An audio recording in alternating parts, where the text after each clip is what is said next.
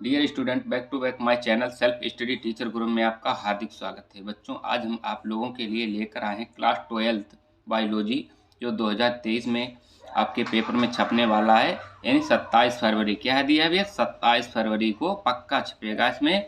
और आपको 70 में 70 नंबर कैसे लाना है, हम आपको उसकी ट्रिक बताएंगे। किस टाइप से आपको लिखना है, इसी टाइम में आपको लिखना है और इसी टाइप से आपको पूरे 70 में 70 नंबर आपके मिलेंगे भैया। तो चलते हैं, देखें आज की सेशन की शुरुआत करते हैं। बने रहिए हमारे वीडियो के अंत तक। तो चलिए, सबसे पहले दिया है कि क्लास 12th क्या है, बायोलॉजी 2023, ठीक है। उसके बाद 16 टिप्पणियाँ हैं। टिप्पणियाँ आपको पढ़ना भैया, कैसे टिप्पणी कैसे लिखें, ठीक है, कैसे लिखें। तो आइए हम बताते हैं कि किस टाइप से आपको लिखना है। सबसे पहले लिखना है कि बहुगुणता क्या है भैया? बहुगुणता मोस्ट इंपॉर्टेंट क्या है? बहुगुणता मोस्ट इंपॉर्टेंट। तो इसमें आपको लिखना, सबसे पहले क्या लिखना है?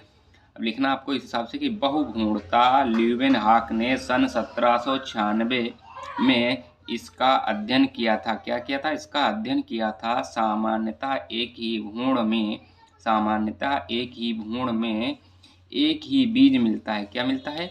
एक ही बीज मिलता है, परंतु कुछ आवृत बीजियों तथा अनावृत बीजियों में बीज के अंदर एक से अधिक गुण पाया जाता है। क्या कहलाता है? जो एक क्रिया कहलाती है, एक क्रिया क्या कहलाती है भैया? बहुगुणता कहलाती है। क्या कहलाती है? बहुगुणता कहलाती है। उसके बाद आगे क्या है?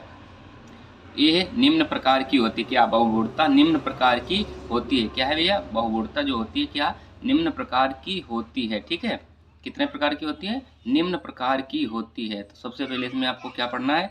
नंबर 1 सरल बहुगुणता। क्या है? सरल बहुगुणता। नंबर 2 मिश्रित बहुगुणता। उसके बाद नंबर 3 क्या है? विदलन। क्या है भैया? विदलन बहुगुणता। नंबर 4 है अपस्थानिक बहुगुणता। क्या? अपस्थानिक बहुगुणता, ठीक है ना। आपको भैया क्या? द्वि निषेचन या दोहरा निषेचन। क्या? द्वि निषेचन या दोहरा निषेचन, वेरी वेरी मोस्ट इंपॉर्टेंट, ठीक। उसके बाद असंग जनन। क्या है? असंग जनन पढ़ना है आपको। उसके बाद मोस्ट मोस्ट इंपॉर्टेंट अपरा। क्या है? अपरा वेरी वेरी मोस्ट इंपॉर्टेंट आपके पेपर में छपने वाला है भैया। उसके बाद क्या है? जीन प्रारूप। क्या है? जीन प्रारूप आपको पढ़ना है और हम बताएंगे किस टाइम में आपको लिखना है, ठीक है। तो देखते हैं कि जीन प्रारूप क्या है। सबसे पहले क्या है? जीन प्रारूप या जीन रूप या जीन प्रारूप तथा जीनोटाइप। क्या है? जीनोटाइप आपको इन 3 नाम से किसी भी नाम से पूछा जा सकता है आपको, ठीक है।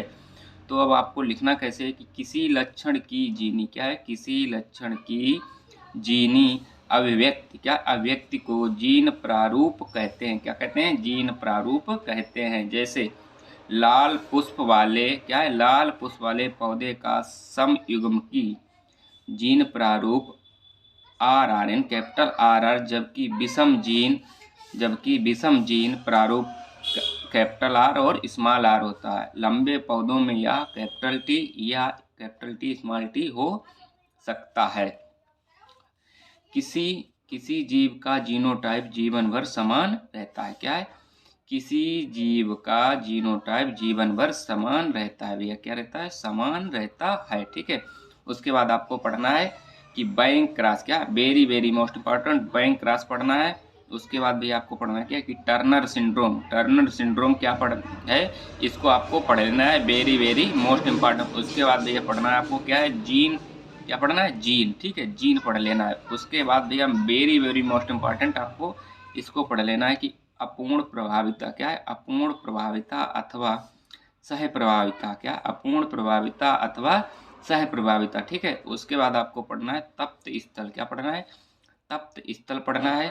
उसके बाद आपको पढ़ना है, क्या पढ़ना है? Biopiracy, very very most important है, बायोपायरेसी। उसके बाद पढ़ना है आपको सहजीविता भैया। क्या पढ़ना है? सहजीविता पढ़ना है।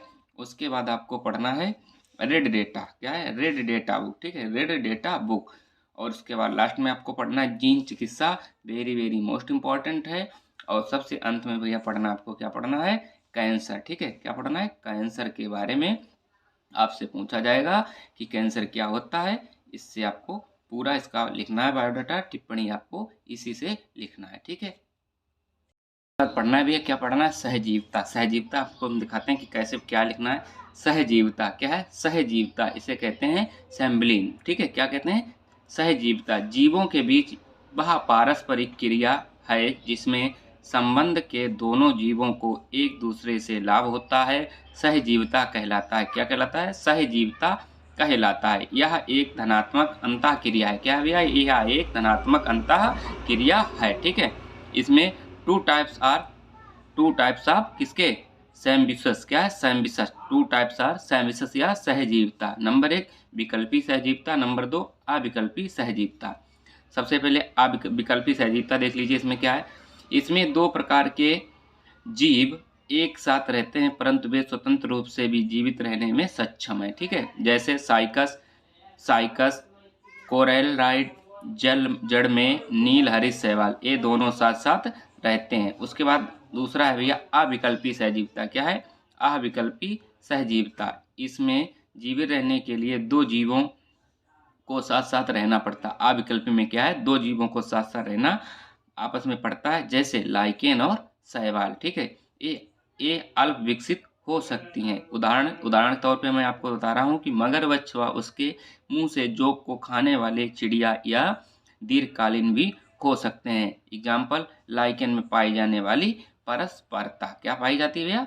परस्परता। ठीक, अब आता है भैया क्या? आनुवांशिक कोड। Very most important. इस पे भी आपको टिप्पणी लिखनी पड़ेगी। ठीक है, जेनेटिक कोड या आनुवांशिक कोड। तो इस पे आपको सर्वप्रथम कैसे लिखना है कि आनुवांशिक कोड जीवन के प्रारंभिक समय से चली आ रही वह सर्वाधिक कोडित सूचना है जो जीवों में आनुवांशिक सूचना के आधार पर प्रोटीन को विशिष्टकृत रूप से देता है, जो मैसेंजर आरएनए। क्या है? मैसेंजर आरएनए के न्यूक्लियोटाइडों के प्रतीकों को प्रदर्शित करता है। उसके बाद भैया क्या?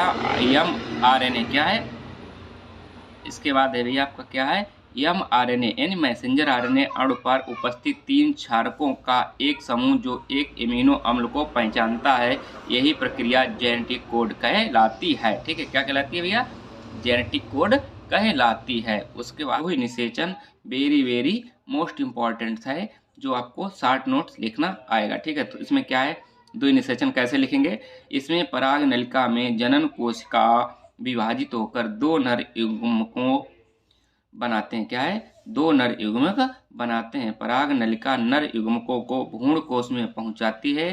भ्रूण कोश में एक नर युग्मक अंड कोशिकाओं से मिलकर जाइगोट बनाता है। इसे सत निषेचन कहते हैं। दूसरा नर युग्मक द्वितीयक केंद्रक 2 अगुणित ध्रुवीय केंद्रकों से मिलकर त्रिगुणित बना लेता है। क्या? 2 केंद्रों से मिलकर त्रिगुणित बना लेता है। इस प्रक्रिया को त्रिसंलयन कहते हैं। ठीक है, त्रिसंलयन या द्विनिषेचन कहते हैं।